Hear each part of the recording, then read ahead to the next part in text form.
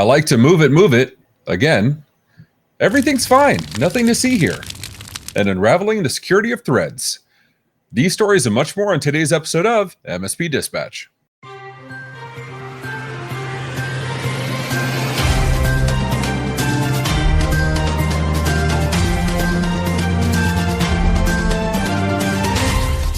Build the Impossible at CompTIA ChannelCon 2023, running August 1st through the 3rd at the Venetian Resort in Las Vegas, Nevada. Join other technology innovators and peers to solve problems and create new opportunities in 3 days of learning, collaboration, and transforming your business and career. Speakers include Eric Anthony, Aaron Chernin, Vince Chrysler, Bob Coppage, and ChannelCon's 2023 keynote speaker, Mick Ebeling. Be inspired, build the impossible. This $1,200 value is yours at no cost when you register with promo code SBOIT23 or scan the QR code on your screen. Good morning and welcome to the July 11th episode of MSP Dispatch, your source for news, community events, and commentary in the MSP channel. I'm Ray Orsini, joined as always by my co-host, Mr. Tony Francisco. How you doing today, Tony? Excellent, Ray. Episode number 131. That means 130 episodes prior to this. We've been making people laugh. We've been educating people. We've been terrifying people. We have literally stimulated the economy with the PTSD from education and exposure for ransomware and the hacks and all the things that are happening on this planet. But at the same time, we've also expanded the economy on best practices, security level stuff, just education, resources. I'm doing awesome. I can't. It's unfathomable that last March you and I were talking about this stuff and it was just, let's see what happens. And now we literally effed around and found out, and I'm pretty happy with what came out. So it's all good. And today's Prime Day. Today and tomorrow's Prime Day. For the next week, it's Target Circle's days. Walmart has 5 days at the end of this week for their sales. So I'm not going to show you anything to buy. Don't. I'm not allowed to talk to you. I'm not even supposed to be talking to you about this. I'm just going to say, if you want to buy a Ninja Creamy Deluxe, Ninja Creamy, go for the Deluxe because it's 11-in-1 versus 7-in-1. Just saying. But more important than that, did you hear about this high school in Illinois? They reset passwords. But instead of saying we're doing a mass reset to everybody and click this link, change your password, or go in and do forgot password, they just changed everybody's password universally to change me. Now, it was, to be fair, the A had an ampersand and it had an exclamation point at the end, and the C was capitalized. So yay security. But it means any student can log in as anybody and get access to anything. That's pretty damn amazing, considering like most schools have a naming practice for like first initial last name or first name dot last name, whatever. So super easy to figure out the logins. This is probably the biggest whoops I've seen from internal security in a long time. Have you ever seen anything like this? This is akin to, hey, let's construct the Volkswagen Bug inside the hallway of the high school overnight, like that stuff. The new kids out there, they're like, what's a bug? They've never stuffed in a phone booth. They don't even know what a phone booth is. They don't even know what a phone booth is. Why would you have a booth with a phone in it? I mean, do you just put your phone in the booth and then just leave it there? No. As much as I love the Snyder versions of the DC movies, I do feel a little taken aback that you never see Superman change in a phone booth. Like, I get why, but it still sucks. You know what I mean? And meanwhile, Batman has 3 costume changes in the final battle of Batman v Superman. Don't get me started. Anyway, but the fun point of this whole thing is I have to wonder if they were watching MSP Dispatch and getting those 130 plus episodes of being scared, because that password reset was during a cybersecurity audit. So, oops. What do you say we get in the news while people digest that one? Let's get into the news.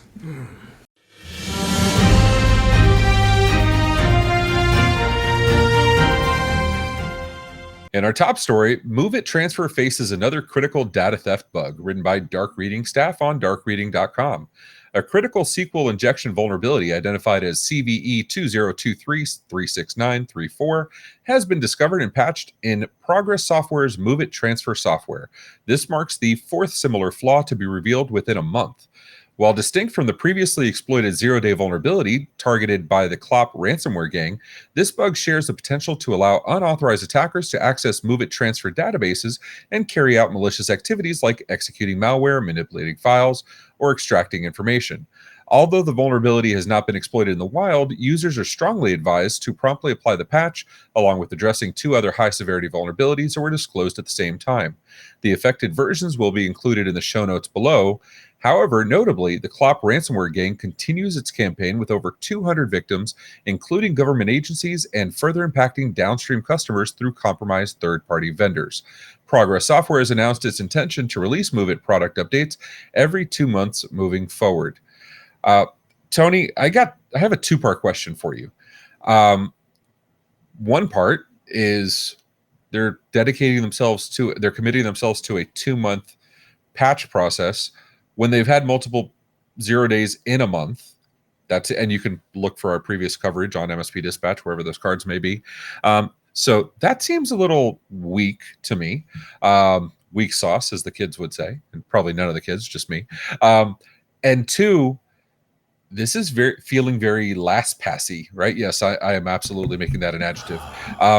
But at what point do you lose all confidence in a vendor when they have this many? Like, is there a number for you or like a timeline for you where you're just like, F it, I'm out?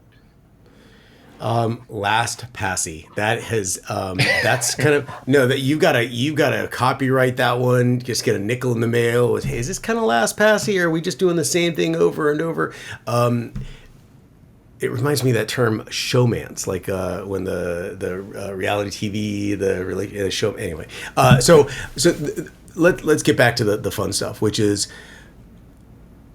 I feel like ransomware is now almost ambient. It's just there, and it's no longer but it should be terrifying. And I don't want anyone to become complacent to the horrors that are a part of this. And the reality is that it's going to happen in some capacity, just like crime is going to happen in some capacity. But vendors are a key player in this. And when vendors become complacent, then we have a very, very big problem. The real problem that occurs here is from MOVEit and how it is in every law firm. I mean, law firms are across the country now. The big ones are being hacked because they're transporting files back and forth, which of course is transporting the ransomware, which of course is propagating and cross-pollinating across the very law firms and their clients. I feel like this is something that we've seen before, we'll continue to see. But now we're starting to pinpoint it back to a vendor. It's literally being phrased as LastPass-y, which implies very clearly that there was a problem that was talked about again and again and again, and we've covered those problems from in the middle of last year. And I remember predicting, hey, this is going to be a major problem. This is the tip of the iceberg. Once we see where these joints are connecting, there's ways to exploit this on top of just the fact that you're in that environment. I got personal, I don't want to call it hate mail, but I got personal messages that were saying, you're overstating this, you're trying to rock the boat, you're trying to do fear mongering, clickbait, and then sure enough, LastPass-y is where we end up. So Ray, talk to me. I mean, look, a bad day could happen to anybody. One has to be at least appreciative that they were able to release the patches quickly. Okay, so that's good. The extent of now notice it says nothing about encryption of the databases. I'm praying and hoping the databases were encrypted and salted, but I just But was that lying by omission? Is that the LastPass-y thing you were just referring to? Yes, because at that point, and I'm not saying yes, they did it. I'm saying yes, I agree with you that that's questionable, because if I have to sit there and do a mea culpa and say, we did this again, I'm going to give you every detail of our positive security posture in my marketing, including the whole LastPass version of, and maybe they can learn from LastPass with their poor responses. Oh, but the databases were encrypted and salted and hashed, and you would need 1 million, Cudabytes or whatever the hell, you know what I mean? Qubits, there we go, with our quantum computing article. To say that, access is not likely, maybe not impossible, but not likely. But they didn't say any of that. And that leads me to believe there may be more whoops. This progression of 0 days does lead me to question, did they have a poor security posture before and they're accounting for it now and they're correcting and they're being overly or they're being greatly transparent about it? Or is this they're just finding stuff and saying whoops and it's just this is the outcome? So I do want to say there may be a positive side. I don't know enough about it yet. I would like to see the MSPs tell us, what's your take? Do you still have a few more in you to kind of put yourself through this? Do they still have your confidence, or have they last passed you enough and you're ready to move on? But Tony, your next story, everything CISOs are saying everything's all right, nothing to see here, everything's fine, right?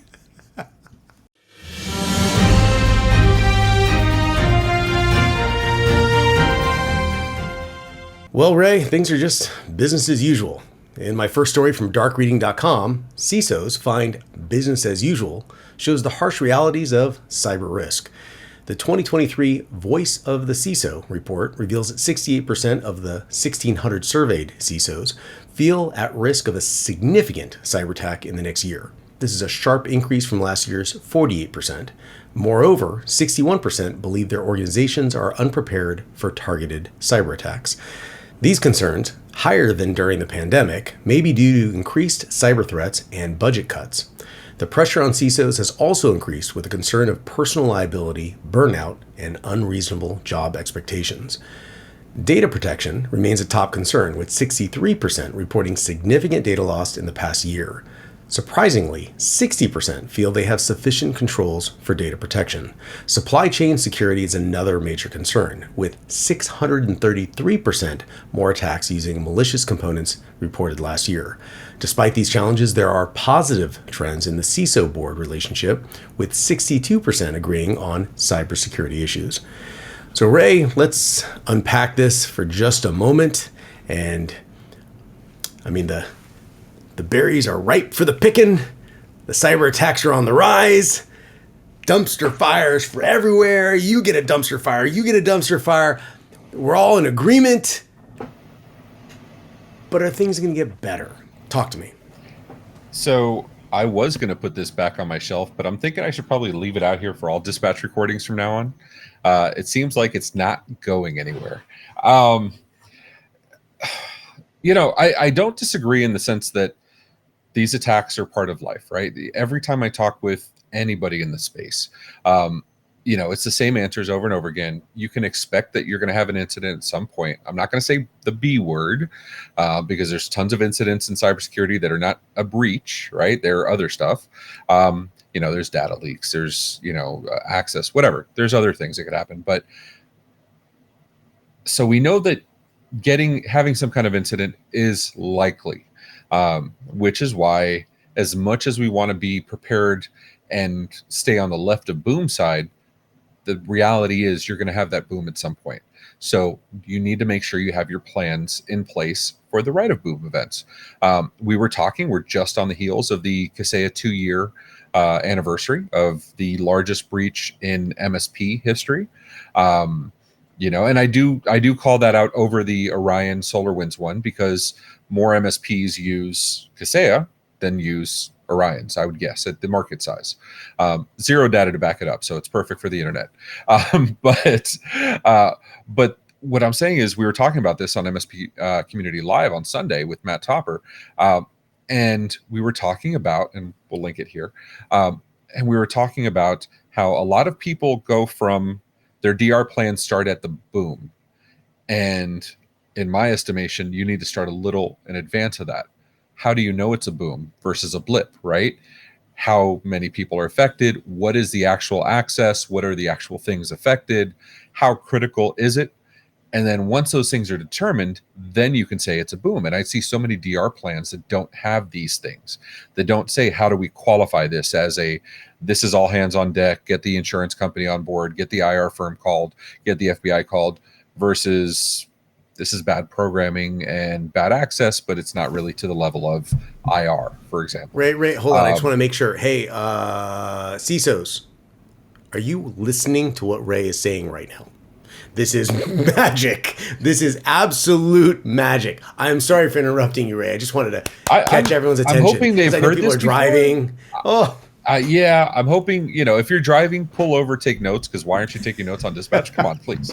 Obviously Illinois was. No, the Illinois Education Center system.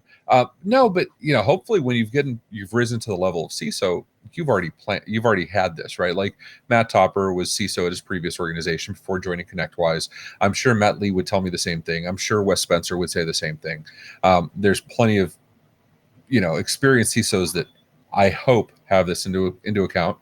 I'm speaking to the rest of the MSPs, the ones that maybe don't have this kind of experience, but didn't account for that. And so I'm just putting it out there. And that's all I'll say on the matter. At the end of the day, let's just be blunt. Talk to your peers. That's why we're here. Documentation, as Ray just pointed out. This is prior to the boom. Documenting that process. If you can't explain it, you don't understand it. But once you understand something, you can control it, you can manipulate it, force yourself to explain it in documentation so you can control the situation one has, which means you're also going to expand the kind of that blast radius, which will extend prior to the actual boom. Documentation is critical. And Ray, I think you are going to talk a little bit about some documentation with some of the media firms, right?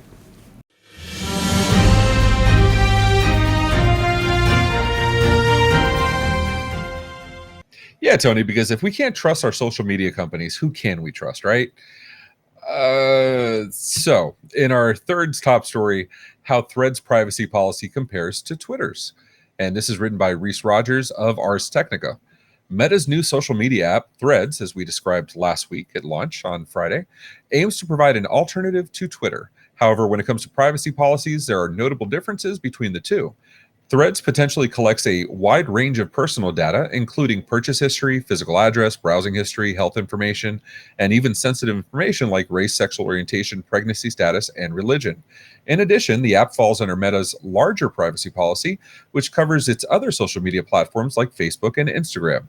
So while users can deactivate their Threads account, fully deleting it requires deleting their Instagram account as well. Comparatively, Twitter collects user data linked to tracking, such as purchase history and browsing history, but does not explicitly list sensitive information such as collected data. However, Twitter's full privacy policy provides a more detailed breakdown of the information they collect. Although both Threads and Twitter have detailed privacy policies, it's important for users to review these and consider the data they collect before making a decision. We will include links to both of these privacy policies in the show notes below. Tony, I mean, you remember the Cambridge Analytica stuff that happened with Meta, right? Where they were too much data was being shared with somebody else and they got into hot water. The difference between Twitter and Threads comes down to two words, in my opinion: data sources. Facebook has a lot of them. Facebook has Facebook, Instagram, now Threads. They have all those variants of Reels and whatever other nonsense the Instagram variants were. They have all the projects they've killed off, but they are very smartly, I hate it, but they're very smartly tying that into Meta's overarching data privacy policy schemes, which means it would stand to reason that all of that data has been being collated and collected together and being reviewed together, which makes, in my opinion, Meta far more dangerous and probably closer to Google than Twitter could be. What's your take on this?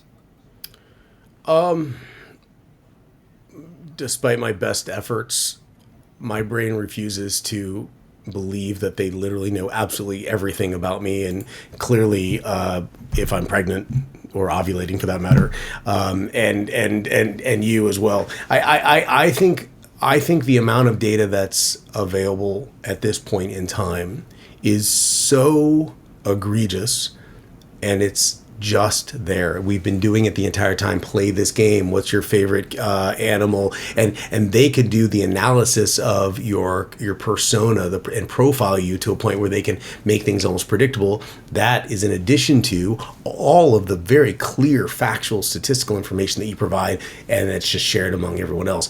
Facebook and Instagram have all of that information. So now if they're talking about all the information, or if we're talking about all the information that you have, in addition, that includes the purchases and the things you buy on Instagram, the pictures, the videos that you like versus the ones you skip over, the people that you message versus the friends that you don't have. If we're talking about that, in addition to the things that you say on Threads, analogous to Twitter, we have the sphere of who you are, we have a major portion of that. And all that's really remaining, frankly, is because the looks are there, but maybe the day-to-day interactions. And that, of course, is going to be fulfilled by the large language model, which, that ChatGPT clearly illustrated as possible. So what we're trying to do now is we're putting this all together, and we're putting this all back in the hands of Facebook. And if we rewind time, everyone was freaking out about how much Facebook knew about us.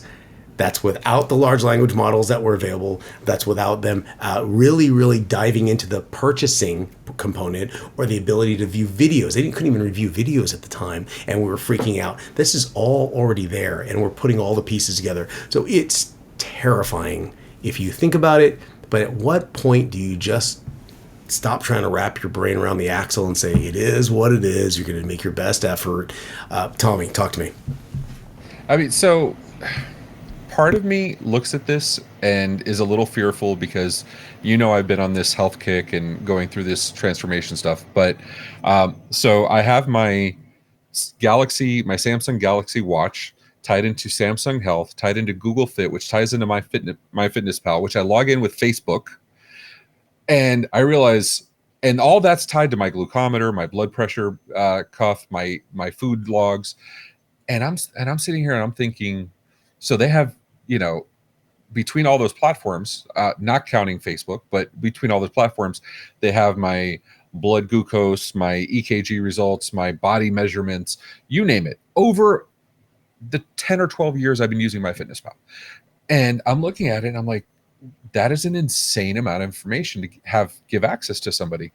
And then I look at it and it says, knowing that I'm a 44-year-old male, it says, do you want us to predict your ovulation cycle? And I'm like, it's okay then. You know what I mean? I was like, where are you going with this? Where are you taking? Oh, you have a very valid point. It's like, that was the sweet and sour right there. It is. You breathe electronic lawnmower and you see ads for it nonstop. And then you buy one and you continue to see ads from the same platform you bought it from. There's some missing intelligence here. You know what I mean? But I want to hear what the MSPs say, because at the end of the day, that's all the opinion I really care about. So let us know in the comments below. Let us know on our Discord. We will link to it here. And just let us know what you think. But for now, Tony, we got some notables, right? Let's get into some notables.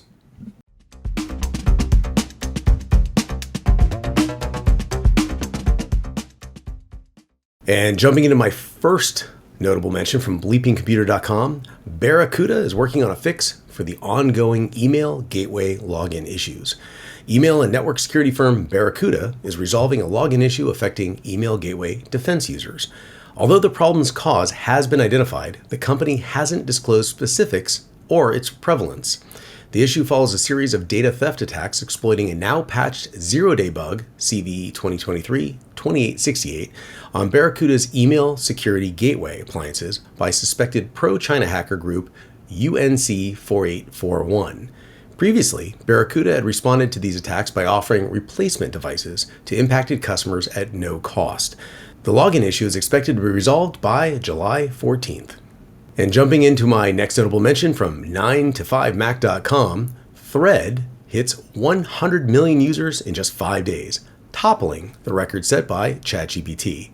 Meta's new social networking service, Threads, has gained 100 million users within 5 days of its launch, largely due to its integration with Instagram. The rapid growth surpasses records set by ChatGPT, which gained 100 million users in 2 months, and Instagram, which took 2.5 years to reach the same milestone. These suggest a strong demand for mainstream alternatives to Twitter. Despite its initial success, Threads faces the challenge of maintaining the user engagement with its currently basic 1.0 version of the app. Threads is now available worldwide, excluding the EU. In my first notable mention, CISA warns government agencies to patch an actively exploited Android driver, written by Sergio Gatlan for Bleeping Computer. The Cybersecurity and Infrastructure Security Agency, CISA, has issued an order for federal agencies to patch a high-severity vulnerability affecting the ARM Mali GPU kernel driver in Android devices. The flaw, known as CVE 2021-29256, allows attackers to escalate privileges or access sensitive information. In response, Google released Android security updates addressing this vulnerability, along with two others, including a memory leak flaw exploited in a spyware attack on Samsung devices. Federal agencies have until July 28th to secure their Android devices against the actively exploited vulnerability. It is also recommended that private companies prioritize patching and vulnerabilities listed in CISA's catalog to mitigate risks. In my second notable mention, apps with 1.5 million installs on Google Play sends your data to China, written by Bill Toulis of Bleeping Computer.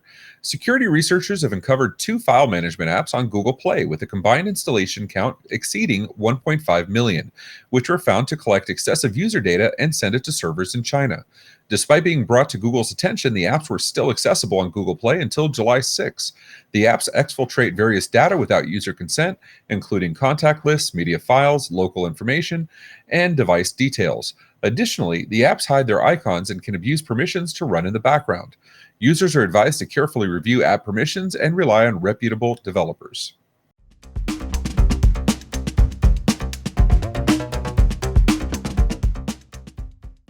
In our resource of the week, what's new in Microsoft 365 June 2023 edition, written by MSP for MSPs on t-365.com. Microsoft 365 has introduced several new features and updates in June 2023 that aims to enhance productivity and security for its users. In Microsoft Teams, users can enjoy a compact chat list with hidden message previews for improved privacy and easier navigation. More details on this in the show notes below. There are plenty of amazing upcoming events taking place across the community, so let's see what's happening this week. Later today at 1 p.m. Eastern Time, Closing the Deal, Mastering Persistence and Expectations, presented by Everything MSP and OITVOIP. And tomorrow through the 13th, an in-person event, ASCII MSP Success Summit in Columbus, Ohio. Also on the 13th, running through the 14th, an in-person event, TMT Producers Club Q3 in Franklin, Tennessee. And coming from the MSP Media Network this week, we have, on July 13th at 1 p.m. Eastern Time, another installment of Pitch It Vendor Spotlight featuring Tel Aviv and MPS Toolbox. Also later in the same day on the 13th at 6:30 p.m. Eastern Time, the Tech Bar episode 61 featuring Ricky Cicchini of Cloud Radio. And as always on Tuesdays and Fridays at 10 a.m. Eastern Time, MSP Dispatch presented by the MSP Media Network.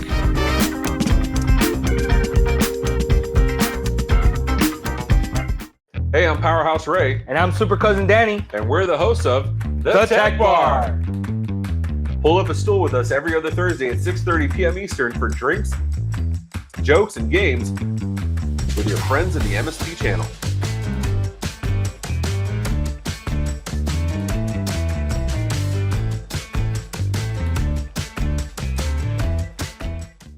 So how'd you like today's show? If you like it, hit that thumbs up button. And if you didn't, go ahead and hit it 3 times. Even if you don't, we'll see it on Threads or Twitter.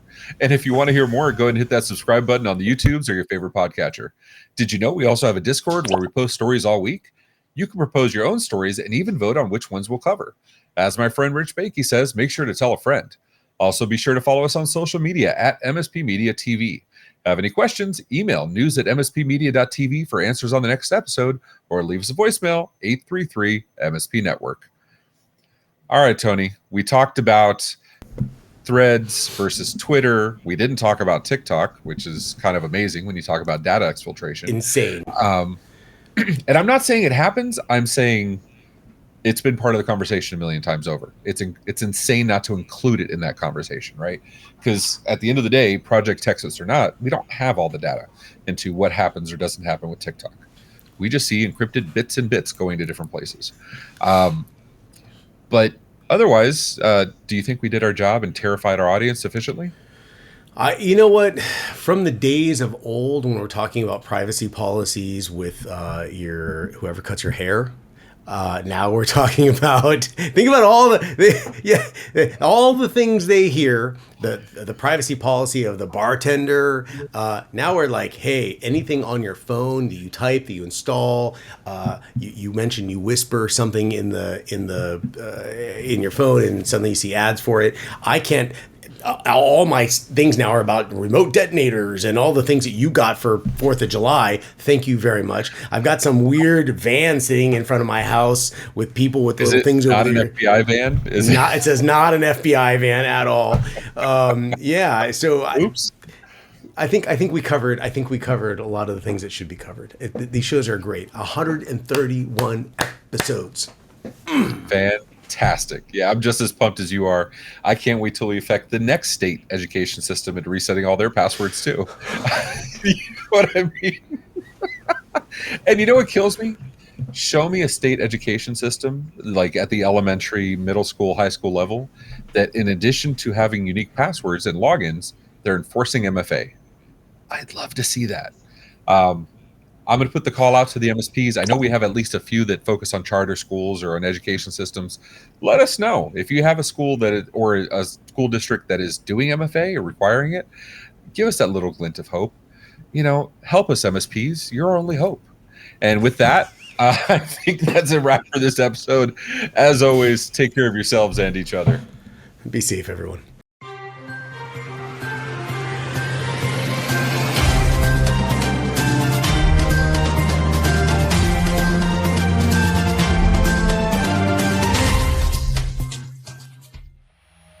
This has been a broadcast of the MSP Media Network.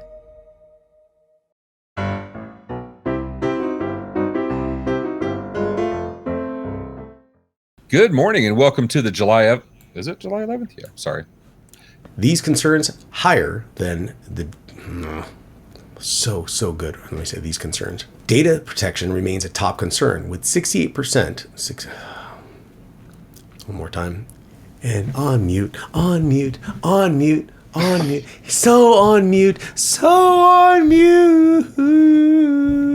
This is my life. I'm just